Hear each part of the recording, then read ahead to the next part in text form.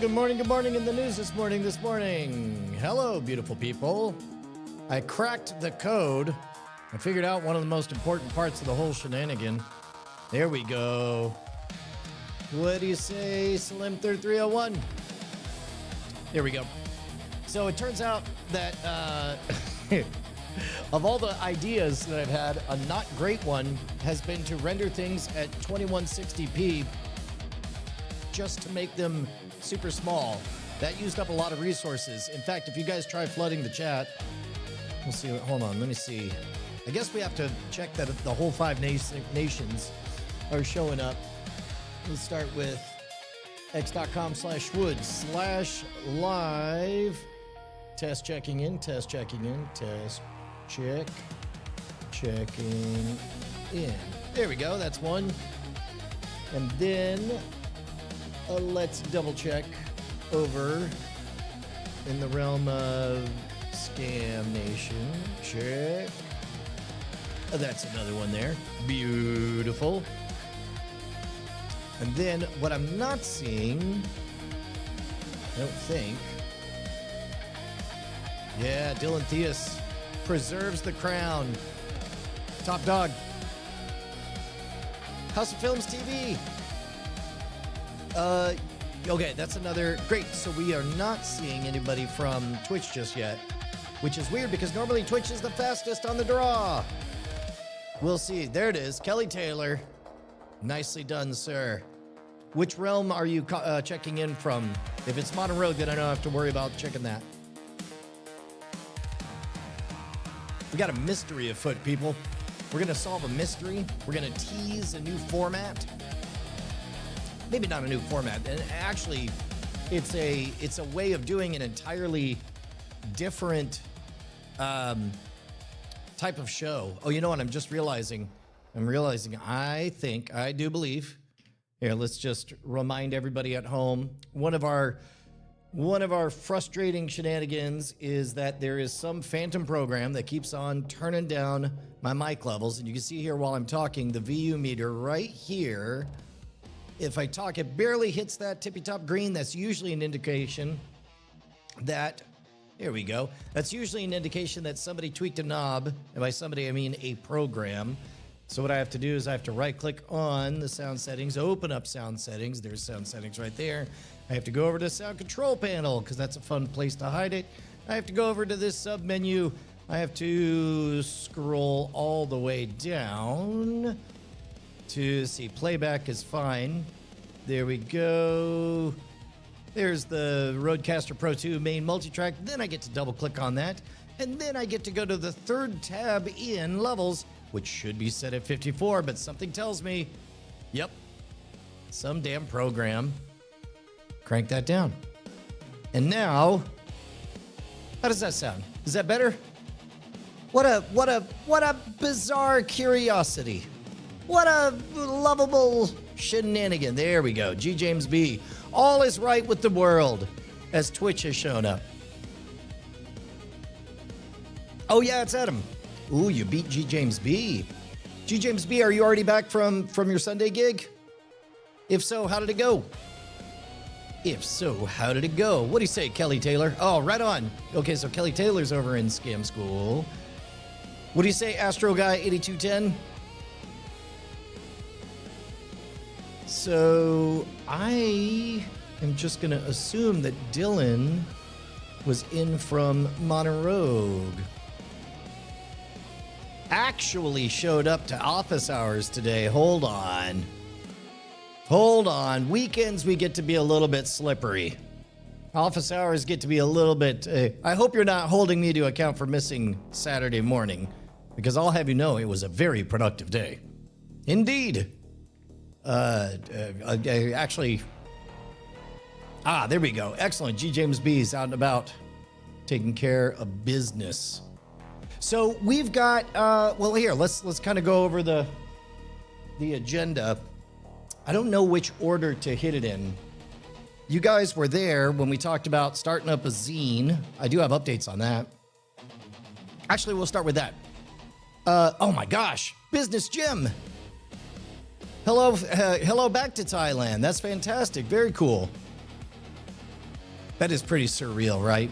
The fact that everything's global. Although I suppose that's old hat to anyone in the ham radio business. Hello from Thailand with the Diamond Club symbol. Our secret sigil. Excellent, excellent.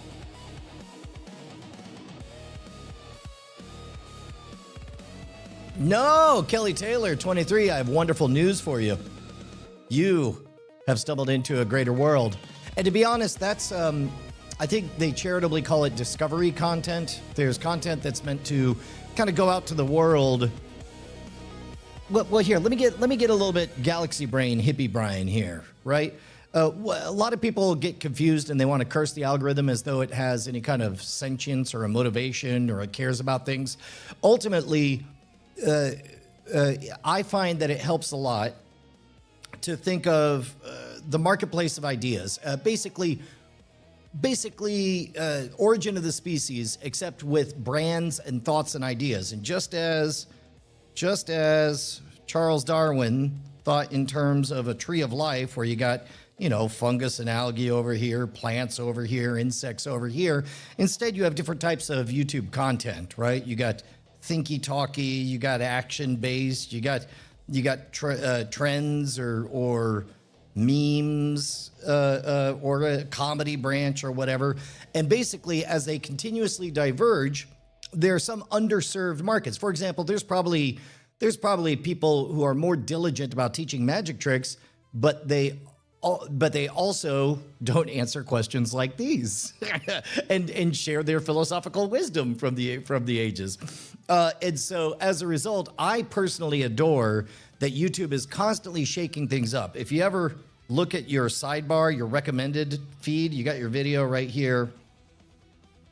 And then you got For You recommended down the side. Almost universally, you're going to have about 1/3, strangely, is going to be new and relevant. And then another third is going to be old stuff that you either intended to get around to or might want to watch again. And then it's going to throw some WTF. And that WTF is nothing but experiments. Sometimes it's maybe you fit the demographic of somebody who might like this.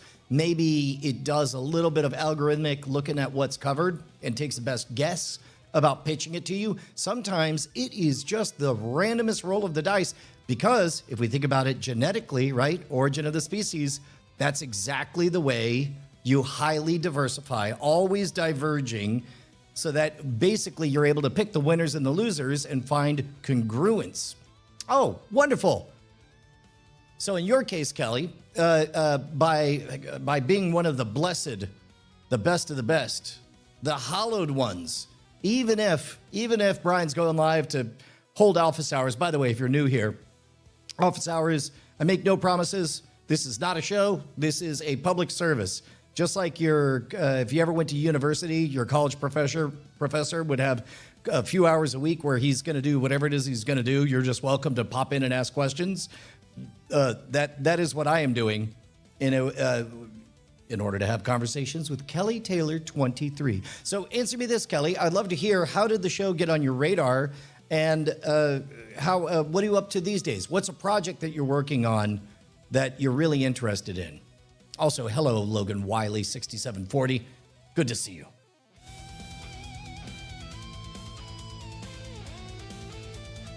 And I suppose, in the meantime, I can double check these. Oh, this is a shot for a call-in.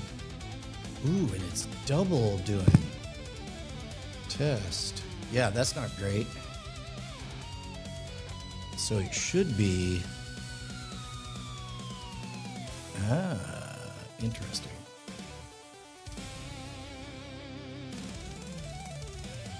So let me remove one of these layers. It'll be, nope. There we go. Okay, there we go. Hello, Pyrus Burton. Pyrus Burton. Boy, I screwed that one up.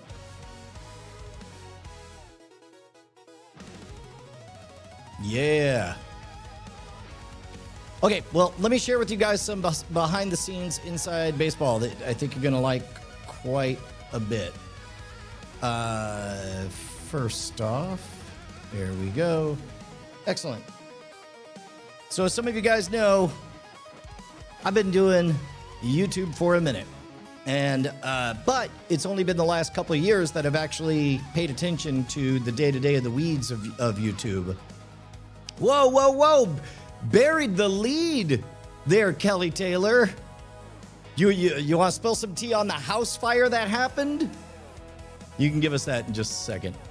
But in the meantime, I'm about a year and a half into deeply paying attention to the, what do you call it?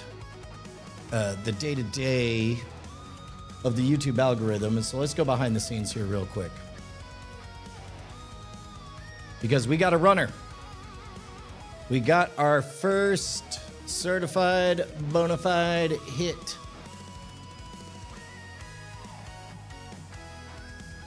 And it is, you know what? Let me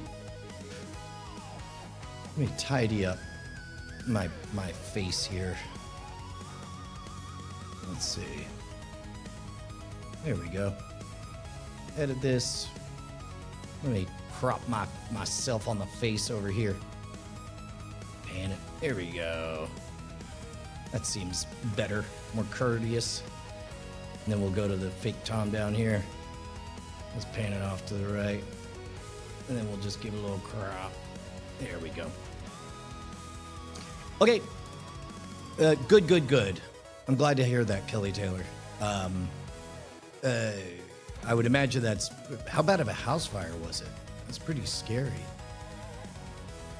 So in this case, we went from our kind of daily, not really doing anything grind of 84 to 133,000 per day to over 1 million a day.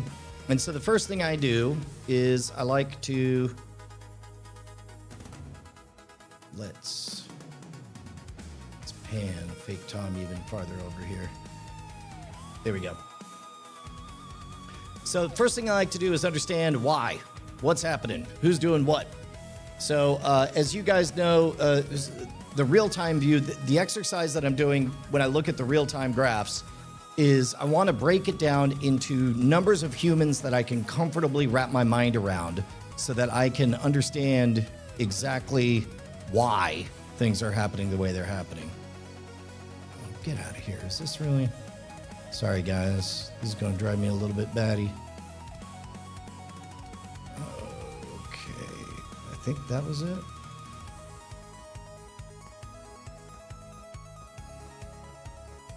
I got to generate a bunch of fake messages so I can see. There we go.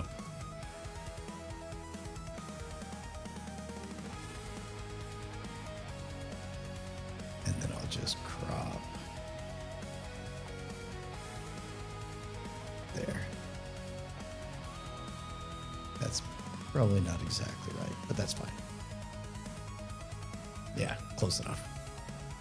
So in this case, if you want to understand what's happening, if you look at the last 48 hours, 1 million, that's too much to wrap your mind around. The closest I could do to that is basically imagine 1 minute, for example, the 1 minute long I did on the Tonight Show, right? I could conceive of 2 million people having caught it in that moment, and that, whatever that impact is what I can imagine this being.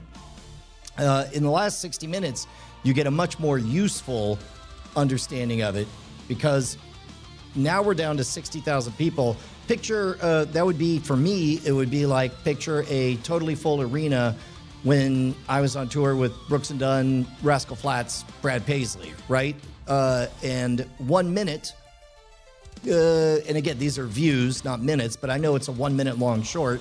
So picture people half paying attention for a 1 minute showcase on on an audience that big. This I have no control over outside of, especially because I'm not going to change the title. I'm not going to change the thumbnail. Whatever it is currently being algorithmically pushed. But all of these other guys hold clues as to things I can control or do something about. For example, after clicking this, 60,000 people move on to the next one. So I'm going to look at this, the greatest prank ever, and this will reveal some clues as to why this other one exploded. So this is one that already had its pop back in the day, but you can see it's also having a resurgence, 60,000 views in the last 48 hours. So most likely people are onboarding with that one currently popular video. Oh, this is great. Yeah, we'll explain again. We explain every time, but we're going to explain it again. Welcome to Office Hours. If you've ever been to university, your college professor sometimes does stuff he's going to do anyway, but you're welcome to sit in and join. Ask questions. It's an easy way to get a free letter grade ahead. There we go. I'd hate to be that guy. But let me guess, something you feel aggrieved and put upon that you aren't getting exactly what you want. That's okay. Back to this. So what we want to do is we want to look at what was the anatomy of this previous short. This is the important one. 82%, 83% stayed to watch. That's your engagement rate. So basically, it shows up what number of people linger. They can't quite bring themselves to pass on to the next one, which means something very, very interesting happened at the beginning. And then what you look for is you look for drop-offs on here. And in this case, this one was pretty much a table, but here's the important part. If I want to know relatively why this new one is popping, then this previous known hit is at 67%. 67% of the people make it to the end, which means now we have something to compare it to. Beep, bop, boop. Go back. I don't love how this is arranged, but that's fine. So now let's compare it to this one. So we had 83% stick around. Well, thank you. Oh my goodness, it's Tom Singer. Tom Singer, do you want to do coffee today? That would be amazing. I'm free like after 4 or 5 o'clock. But so here's what we want: is we want to know. First thing you're going to look for is engagement. All right. Now this number is the only one that'll show on desktop. Here's a trick, because you'll get a different set of numbers if you use the mobile app. I'll show you what I mean. In this case, if I go, here we go. Same tab, engagement on desktop, all it does is give you the average. But if you look at engagement on the mobile app, it tells you over time. There we go. Oh, there we go.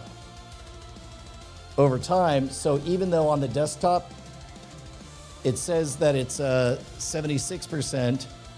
Oh, I definitely screwed that up. Engagement. You can see the exact moment that for a brief while, I should really have a camera set up for that. For a brief while, it was 78%. There we go. Nope. I don't think it's going to do it. But the important thing is that you get different metrics from different peaks in there. So in general, for a mega hit that sustains, you want like an 80% engagement. And then, so we're a little bit below that. However, if we let's look at the retention data. There we go. This is like a flat table all the way to the end. 71%, 70% made it to the end, which is very high all across the board. Also, there's a new feature on there. You could literally just talk to the algorithm and ask it to compare this video to other ones. And what that gives you is that gives you a sense of what to expect from this one going forward. But, and of course, you can't affect what the algorithm's already doing. You can only affect how you're going to react to it. So here's an important thing. Check this out. How to Win the Ring Toss at the Carnival is the one that's popping. it's almost identical to how Carnival 3 free throw games are rigged. But that one did not pop, although it's doing a nice second bounce here. And so again, we want to look at the engagement. Now, notice what a difference. 73% instead of 76% is part of the reason that it didn't pop. However, what accounts for this bounce here is the fact that this is the tagged related video.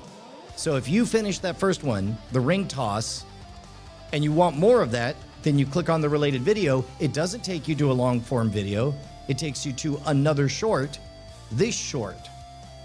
And then at this point, now you've spent a second minute getting it, only this time the related video is not another short.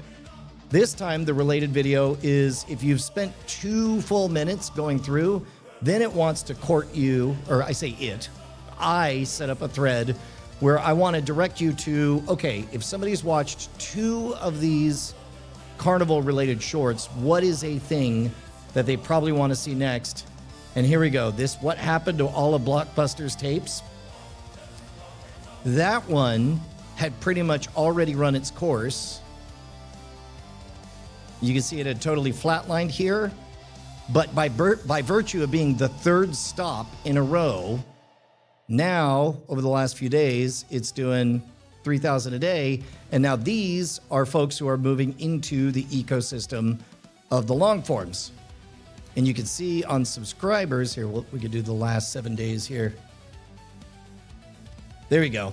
So look at this. It had totally flatlined in that video was not doing anything or not doing much to bring in new subscribers. But by virtue of being the 3rd stop on a new customer acquisition journey, if we're going to use fancy grown-up sounds. Oh, doggone it. All right. I'll catch you next time then, Tom. But until then, you can continue to follow along with this. But in this case, this is about as good as I could hope for, because you've got 2 showcase hops, and then it takes you into long form. And then at that point, hopefully you fall in love with the long forms and go from there. And then let's see. Here's another aspect to it.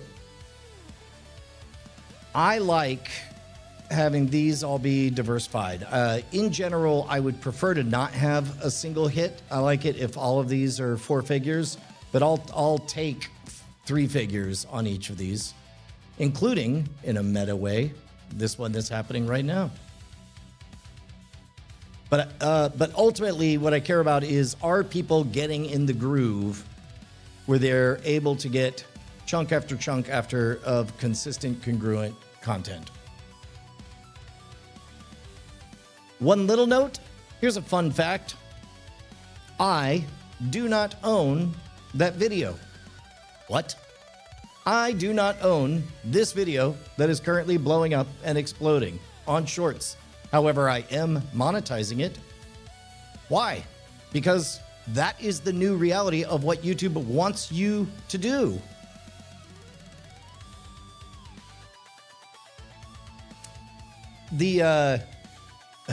Actually, that'd be great, actually. What do you say, RonTron418? I go live to share my wisdom these days. We call it office hours. Basically, you're welcome to ask any questions. If you have a project that you're working on, I'm happy to help. But in the meantime, mainly, this is housekeeping. This is a public service that I do to help you guys. What are you working on, RonTron418? How can I help? So, this is a fundamental rule that got changed in the YouTube algorithm. They have something called the Shorts policy. I don't know if you guys are familiar with this. Let's see. Restrictions, it says none.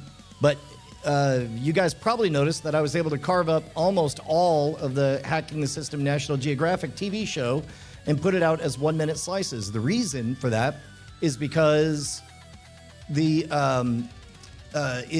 because as long as the content is under 1 minute long, then it automatically, whoever's claimed it, they don't care, because it does ad revenue splits. That was something they started doing about a year and a half ago on Shorts, and it was the marker when I realized, holy moly, YouTube is serious about Shorts.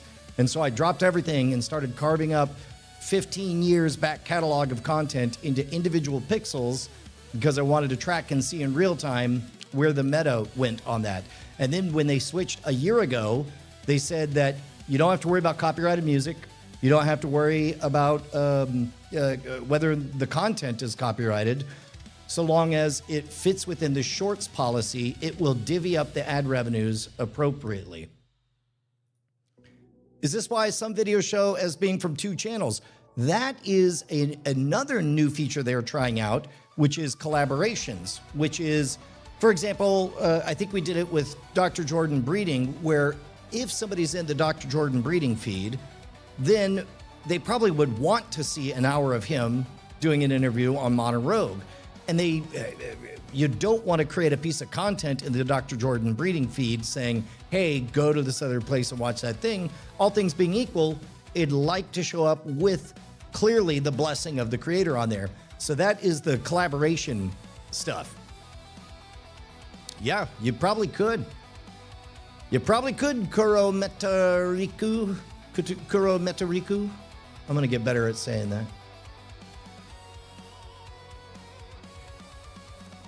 Yeah, well, and so here's the funny part. So think of an individual feed as an individual flavor. So, for example, part of the reason that I'm comfortable putting office hours out on 2 different channels at the same time is because the Scam Nation audience is a different audience than the Modern Rogue audience. Modern Rogue is there for the present tense, ever expanding, meandering story of projects. Scam Nation almost always were there for, it's more a greatest hits and oldies station where people came in for the transactional hits, the gotcha scams and whatnot. And whereas office hours, by the way, I'm bullish. I am bullish on this tab, this live tab. YouTube is not hiding its game. If there is a tab of it, they want you to do it. Why they have a videos tab? Because they want you to make videos. Why do you think they have a shorts tab? Oh my God, we're under attack. Hold on. Hold on. There we go. Let's see. Where they at? Where my dogs at? Joy, Joy. Joy. Pippi. Bonnie. Wait, I'm not a dog? Yeah. Oh my God, Kuro Mentoriku is giving me sass for having missed Saturday office hours. You know what? I'll cop to it. I'll make it better. I owe you a 2 a day, which I'll tell you what, I'll do tomorrow. I love you guys. Babcat. So that YouTube is not being coy about it. Why do they have a live post? It's because they'd love you to be here and not on Twitch. Posts, they prefer you post here, not on X. Playlist, podcast, courses, promotions, collaborations. Here's the thing. The algorithm is quite simply a bunch of individual incentives that are all aligned. And to the extent that you can play all of them and keep your product consistent, that is one thing that is hard to do over 20 years. It was nearly 20 years ago that we started Scam Nation, and my heart goes out for all those people who say, I liked it back then. Me too. Welcome to what I like to call the Saturday Night Live problem. The Saturday Night Live problem. You guys ever see Quantum Leap? Quantum Leap, the dude's always hopping from time to time, all within his lifetime. So for me, it would be 50 years, right? Jumping from point to point, 1977, 1987, 1997, 2007. If I wanted to blend in at any point in that 50 years, there's one magic phrase I could say. and it would be, remember when Saturday Night Live was actually good? And at all points, everyone would agree that it used to be good, but for some reason now it's not. Of course, what's happened is people are varying levels of dialed in. And it's not until weeks after new Saturday Night Lives would come out that the good stuff would make the rounds and get shared a whole bunch. Dan Reese, it's actually even better than that. It's not even that they don't care. It's that they've actively solved the problems. For example, this music that you're hearing right now, in this case, I have permission from SynthMage to use it on the live streams, but it will also show up in the background of the short forms that I cut out of this content. But I don't have to worry about it because it's under 1 minute long. And at under 1 minute long, it does not do the whole takedown procedure content ID. Instead, it just quietly identifies, oh, this is SynthMage's music. Let's make sure he gets a taste of that ad revenue as well. It's very kind and encouraging, to be honest. I think this is, yes. I remember when NSF Show was cool as well. By the way, I'm increasingly going to start. So, Great Night is increasingly having a presence on Mono Rogue because basically, Mono Rogue was low budget Mythbusters, and then we did low budget Mythbusters longer than actual Mythbusters did. And so now, in order to fill that content void, you're seeing everything from kind of thoughtful Brian video essays like Papyrus to long form off the cuff conversations with Andrew Heaton on Dunbar's Number to, the touring, the Blockbuster video and so on. We're widening the circle of basically forward, future focused content on the Mono Rogue channel. Why don't you make your own music out of AI? I've made a few songs for my channel, Roadwork Daily. I have, as a matter of fact. And the incentives are aligned for long form. Now, keep in mind that borrowing of other people's copyrighted music and having it all work out in the laundry, that is not true for long forms. For long forms, it still is a big pain in the butt. And even worse, I've always tried to actually purchase my music and purchase the licenses for it. And an endemic problem is that even though I paid the $50 for a music license, some other yahoo will take that same song and claim it as something they wrote, even though they just licensed it from the same stock library that I did, and then I get the takedown on it. So that's part of the reason that I started using Udio and Suno to just sort of, grumble. I mean, all things being equal, my favorite music is the music that Brant Hughes makes because it's the best. Whenever possible, yes, humans across the board. However, humans via third-party services that can be gamified are so much of a pain in the butt that the incentives become, well, if it's just going to be crummy music, then I might as well make the crummy music. But not this. This is good music. Although I suspect AI had a hand in it because SynthMage, prodigious. An album a day. That's a lot of work. That's a lot of hard rocking. Hey, G. James B. Glad you made it home safely.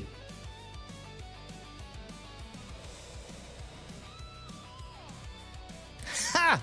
My first YouTube short is going to be clips of Brian telling everyone he's going live every day. Yeah, that's okay by me. That is okay. So here's the other reason I'm bullish on the live tab is not only is it the most underused. The reason it's most underused is because there are two things. Number one, it is the hardest. It is the hardest to make work. And you guys are seeing me. I still won't qualify what I'm doing as remotely good. It's barely passable. I'm now at the point. 3 months of going live every day. 1 year into building up this studio. Yeah, that's right. So 1 year ago, right now, I was still building the studio. I was probably dropping that TV. And then there's no substitute for just doing the reps. Doing the reps here. In fact, let me see. Let's see where we were 1 year ago. January 5th, 2025. Tomorrow is going to be the 1 year anniversary. Let's take a look at where we were 1 year ago.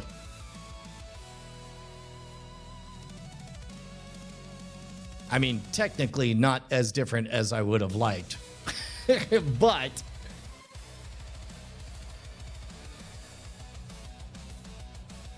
but this is 1 year ago today is when my dad came out and we started moving stuff in, moving the stage flats in, those giant heavy beasts. So you have physical infrastructure, and that alone is going to start cutting down the number of players. And then on top of that, you also have the ability to keep a stream afloat, which is its own set of things, to take questions, including the occasional hecklers or people or drive-bys. And hopefully you can handle it in a way that is not boring to your hardcore audience. No, this was, Annalisa, this was just the day. We spent all day just getting the oh, yeah, that's right. You're right. I stand corrected. Yeah, look at that. We at least got the plaque in. So we are 1 year into my commitment. We got that Founders Day plaque. If you guys don't know, that's an extremely precious artifact to me. And I love having it there because it reminds me every single day that people believed in me, and it's up to me to make sure that I do right by them. But then, I'll tell you what, man. This didn't look exactly terrible right out of the gate. I mean, the place looked terrible. Let's see.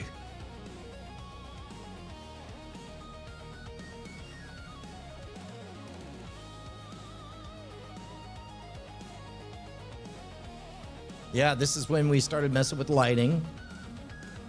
Eventually building out to where we are now. Oh, that's right. This is still an episode I want to do. I wanted to do this forever.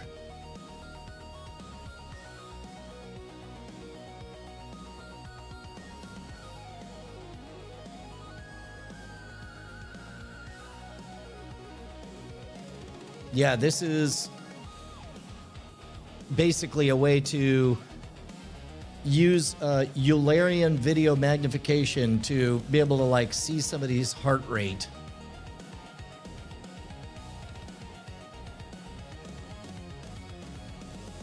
Oh, that's hilarious, Annalisa.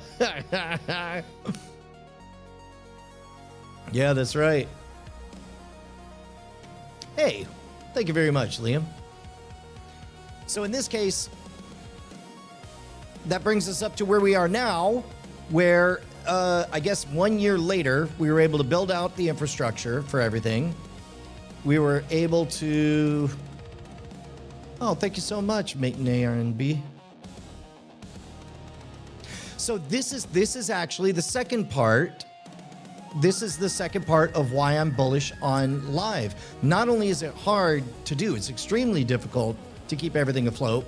But so that reduces the number of competitors. And in general, whatever you're trying to do, especially if it's in the arts, you want it to be an inefficient market so that you can stand out from the crowd. If there's too many players, it's very difficult to get your voice heard. So you want fewer players because it's difficult, but also I suspect demand is going to get much bigger for two reasons. Number one, in March 2025, something huge happened.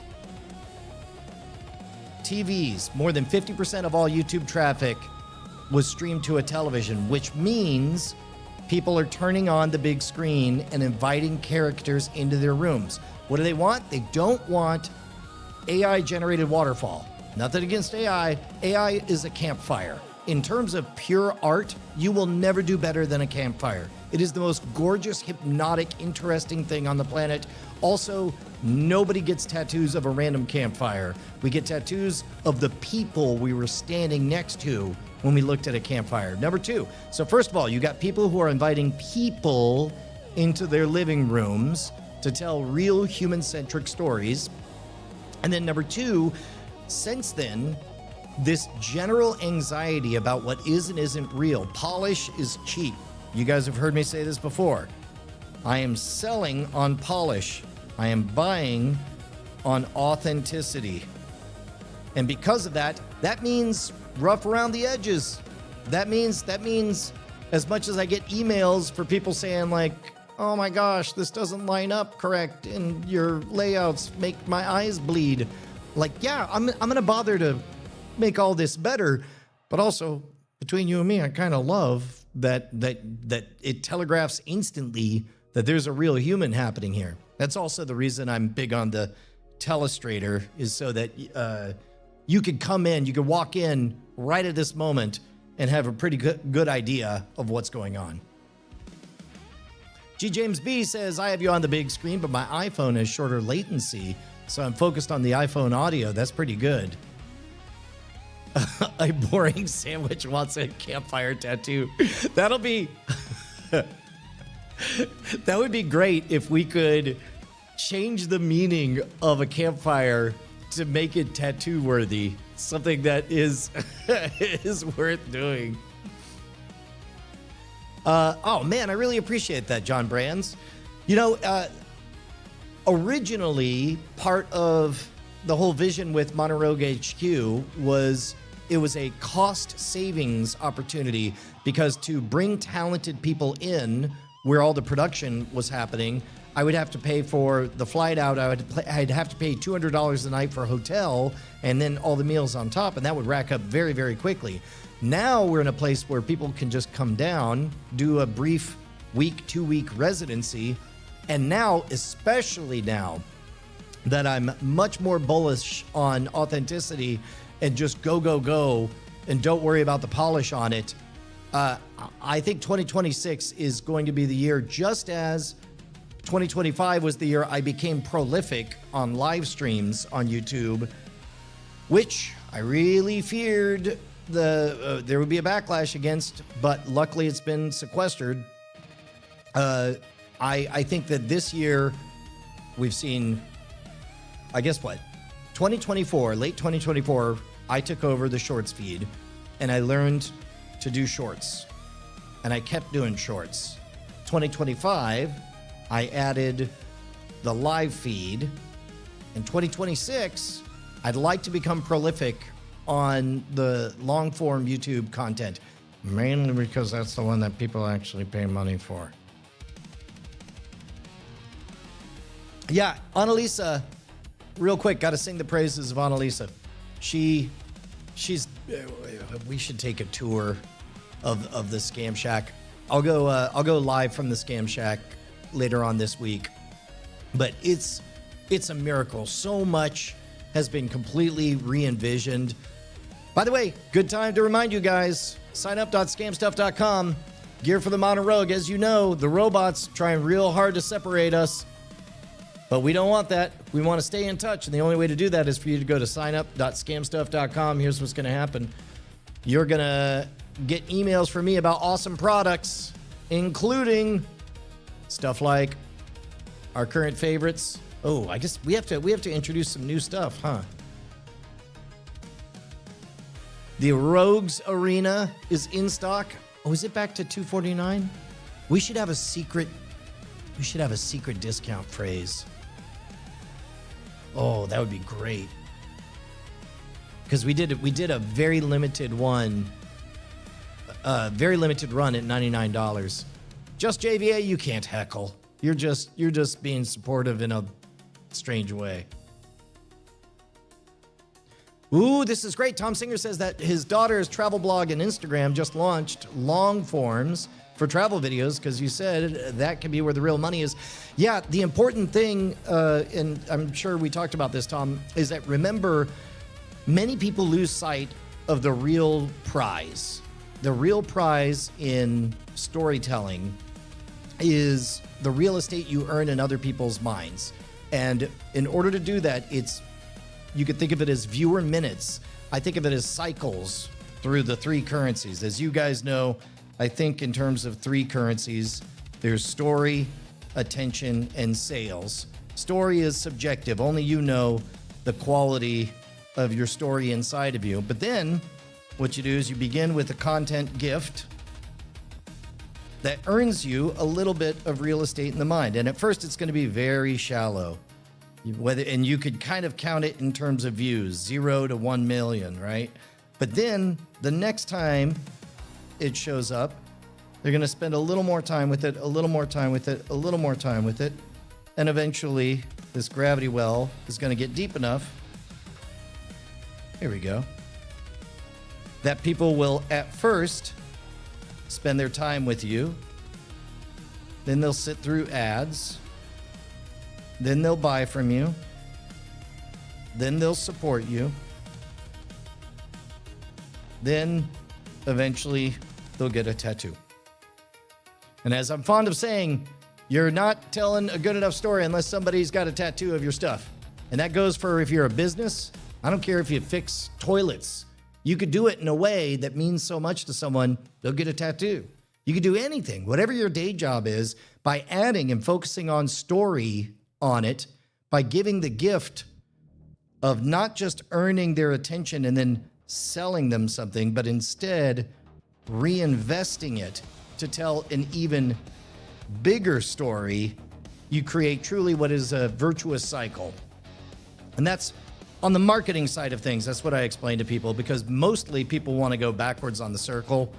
They're like, hey man, look, I got $1 million a year.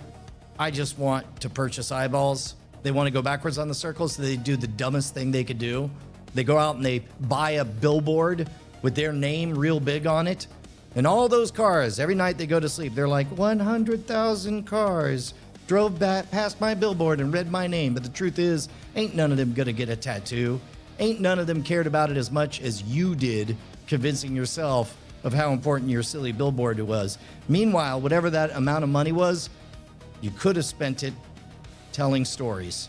Whether it's celebrating one of your customers, whether it's telling the story of a client, whether it's telling a story of an intern who went on to start their own practice. Those are all stories that are gifts to the universe, and those would make a difference. And those do have a chance at positively, proactively affecting the world around us. And those are the kind of things where at first it'll be just a funny video, and then. Yes. There we go. This is going straight into my space company's media Bible. No tattoos, insufficient mission audience. Yes, very well put. And in fact, I have to turn that lens on myself. I have to ask myself, okay, this is whenever somebody says, sorry, not your logo, I add ... Yet, I'll earn it.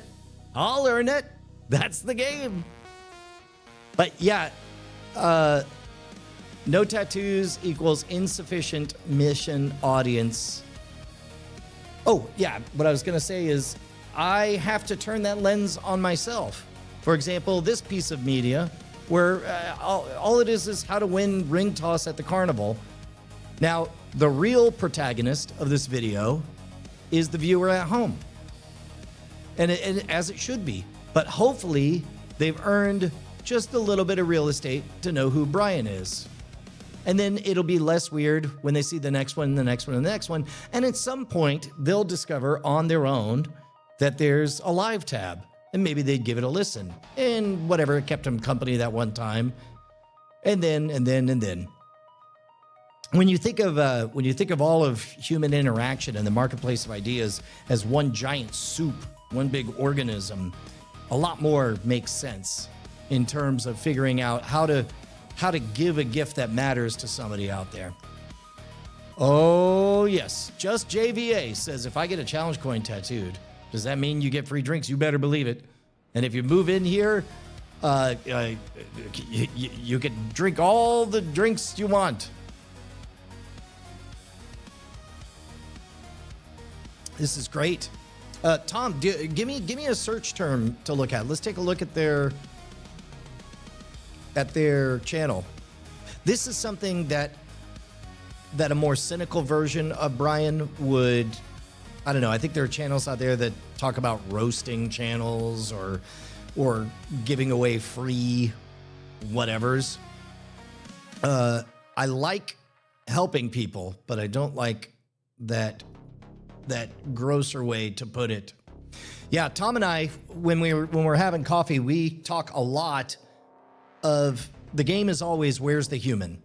And you can find the human, for example, on the surface. People who don't play with ChatGPT's Sora, they do not maximizing my PTO. Here, we'll get to that in just a second. People who are pooping on Sora don't understand why AI slop belongs on their feed. The answer is abundantly clear because it's not robot initiated. The game, it's a puzzle. Every little thing that you see in Sora is one person subtexting something to another person. For example, there was a funny moment when Justin Robert Young tried like 4 times to get the bartender's attention, couldn't get it. And that was really funny. So I made a Sora and I put it out publicly, and anybody who watched it, they were like, well, I see Brian and Justin.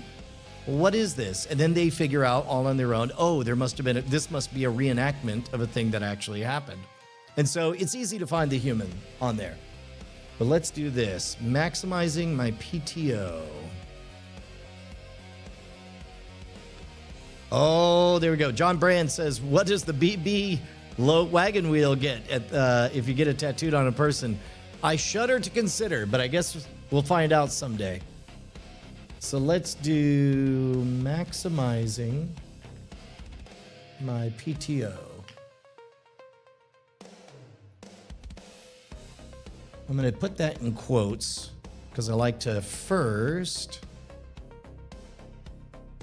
see who they're competing with on that. So I'm going to add the word travel channel. Ah.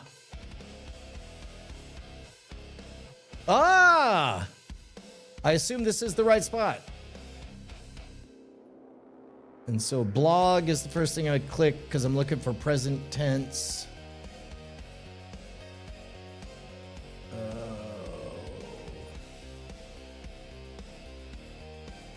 Let's see. There we go. Instagram. So I don't know. Oh, there we go. So Bhutan.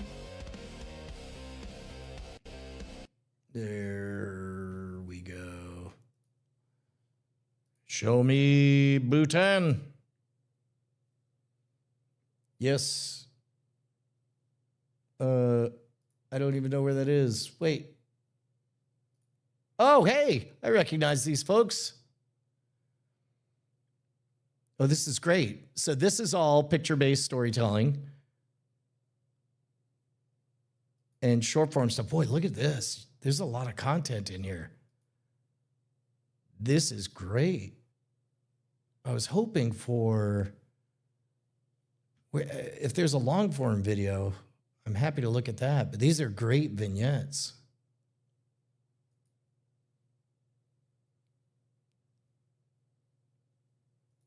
Now it got all quiet.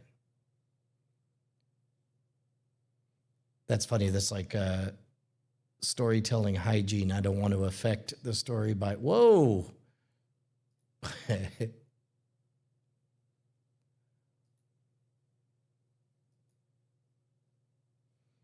These are great. Okay, so where do I find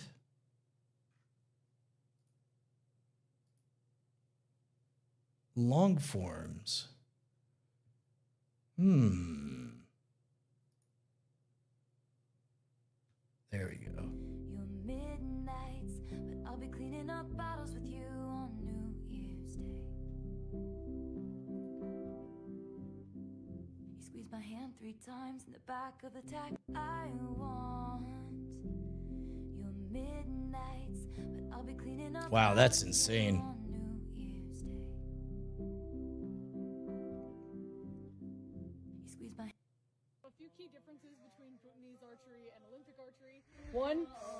different. 2, the target is a lot smaller.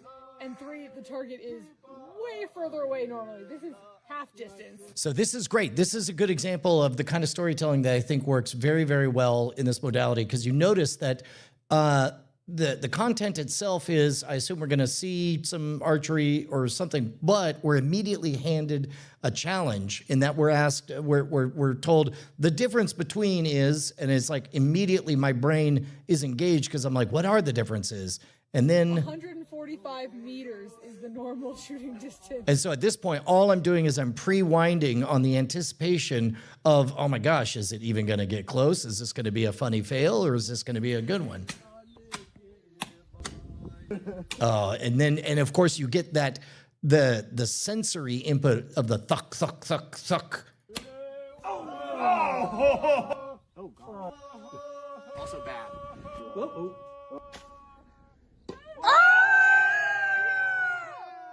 That's great. Deeply satisfying. Oh, that definitely counts. A few key differences between Bhutanese archery and Olympic archery. No, that's great. So we begin with a challenge, and then we went on just a little hero's journey in a very, very short amount of time.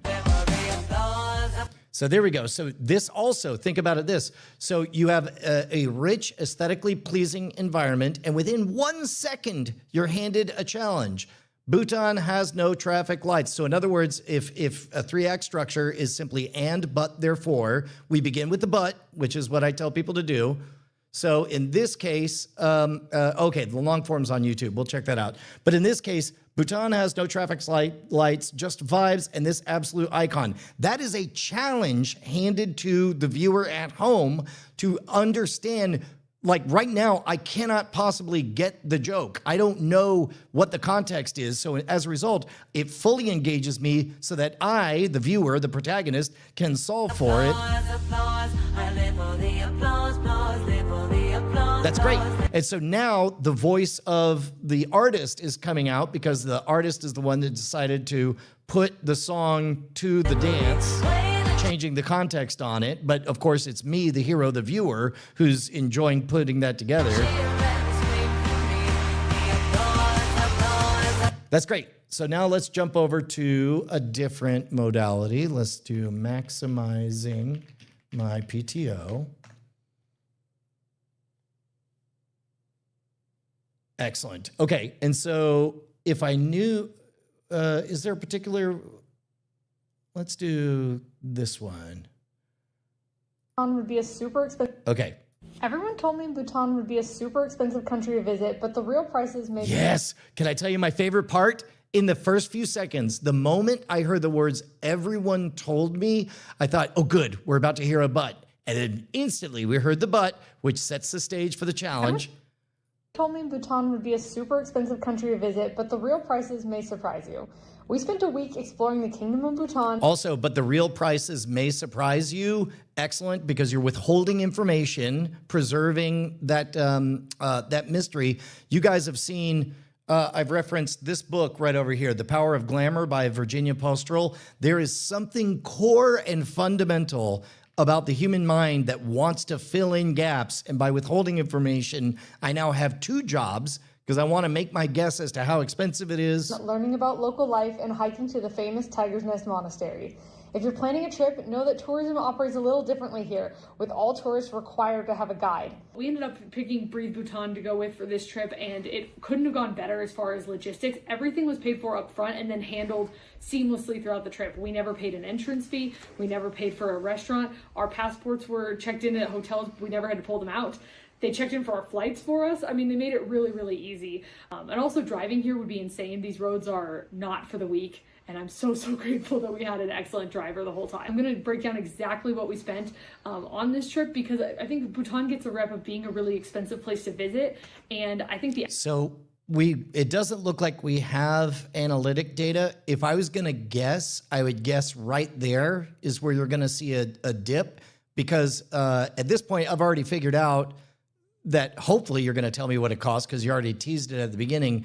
And then this part, you might kind of be saying the same thing a second time. So first of all, Bhutan does have a sustainable tourism fee that they charge all tourists. So it's $100 per person per day that you're in the country. And Okay, so this is also, remember that the role of protagonist in YouTube rules, which are different than other storytelling rules, but in YouTube rules, you got to figure out a way to keep the protagonist as the viewer. So if you want to convey this exact same thing, you can give them an on-ramp by saying, some people think, or some people ask me, is this fee a scam? So granted, I'm just now learning about the fee, but and this skepticism is attributed to nobody in particular, and is a made-up person or whatever. But then it was like, oh my gosh, yeah, is it a scam? And then the answer could be so no. that can obviously make it sound like it's going to be very, very expensive. So here's the exact breakdown. The STF costs $600 per person for our trip here. I guess it's based on the number of nights you're here. Our flights, which were included in our package from Bangkok, so Bangkok to Paro and back. This is great. The B-roll, the rhythm hitting the groove in there. It's like at this point, my brain has already auto-completed like, oh my God, I'm going to see numbers go up and I'm going to keep on seeing rich visuals. Were $940, so those were pretty expensive. There are only 2 airlines that fly into Bhutan, and they're both Bhutanese airlines. We were able to use points to cover all of our flights to Bangkok, and we were all flying from totally different places. So for the purposes of this video, I've just included the cost that we paid Breathe Bhutan directly. Our visa processing fee was $40. So that artifact of very clearly a different take and a different mic, that would have 5 or 10 years ago been a marker of lower quality, less professional. I would have bristled at that, but now I am bullish on it. Everybody's media savvy now, and all those serve to do is prove to me that it ain't a robot thing. Ain't a robot thing, ain't a robot thing. I'm selling on polish, buying on authenticity. Vehicle, guide, driver, and meals altogether per person, that was $1,137. Entrance fees to various sites, $75. Cycling was $40, and in hindsight, we never should have done that. But you live and learn. Come away with some bruises if you're Thomas. Oh, I know this story. You also had the option to stay at nicer properties than the ones included in the base price. So 3 of the properties we stayed at had supplemental fees, and that came out to an extra $175 a person total. And then there was a wire transfer charge for the whole payment. That was just $50 for the group.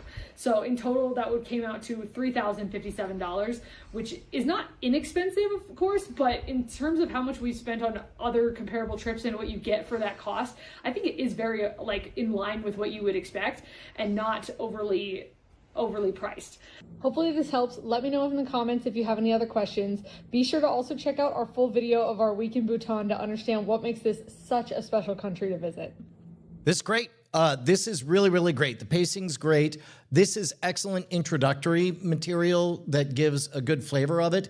The only suggestions that I'd have, the only things that I look for that I don't see right off the bat are, I suspect, as you mentioned, Tom, this is a new area, a new area to move into as far as doing long forms on there.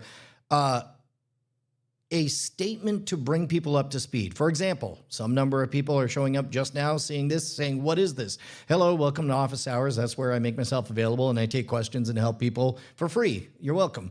In this case, we're talking about the ingredients for a successful YouTube channel, one of which is the all-important called shot. Think about that Babe Ruth moment. You want that called shot where he's pointing out in the stands or whatever. You want a clarifying statement that's hopefully easy to say and repeat that is perfunctory. Welcome to Scam School, the only show dedicated to social engineering at the bar and on the street.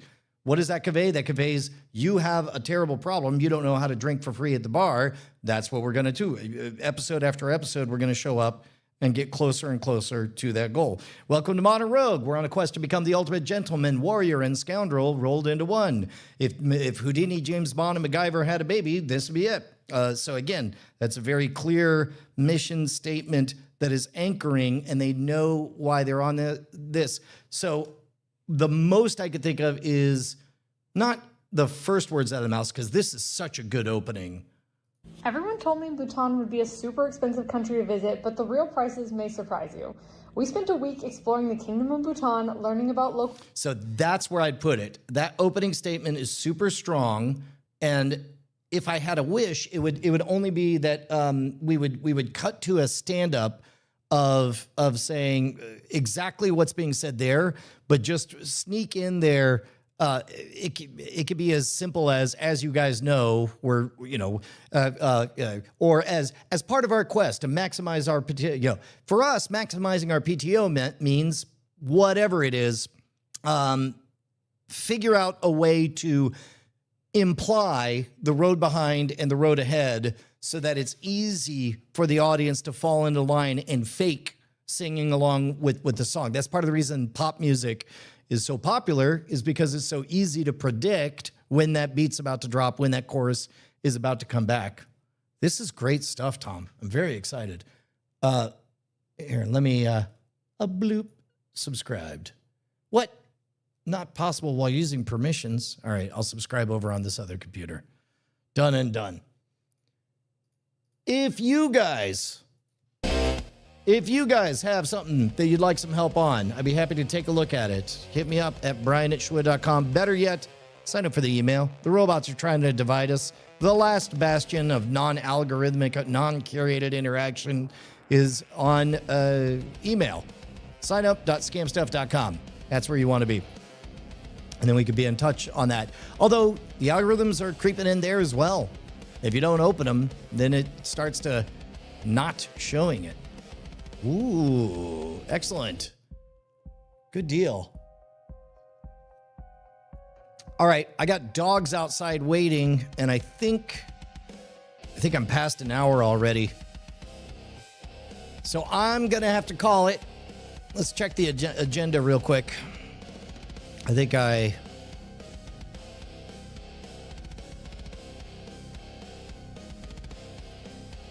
First hit explain, we did that. More importantly, I skipped to the what do you do with that? Because sometimes you get a hit and you're like, that's neat. So what you want to do is when all of a sudden you find out that company is coming over for dinner, you stage the place for everybody to arrive. So in this case, I made sure that the video that one linked to was more content similar to the popular video that was exploding. And then at the end of that video, I made sure that one was linked to a bit of long form content that is approachable to that kind of audience. Oh, that's great. House music slowly lets the next song bleed in before the drop so that even novelty feels like nostalgia. It's what makes the brain set on fire when it happens. Yeah, absolutely. All right. How can Brian help with my channel? You just got to ask. A new story format. I'm going to hold that. That's a radio tease. Ooh, a radio tease.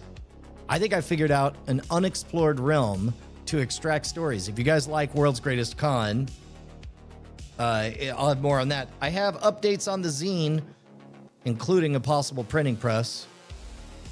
And then that's it. All right. Love you guys. I'll see you next time tomorrow, 8:30 a.m. sharp. You guys are the best.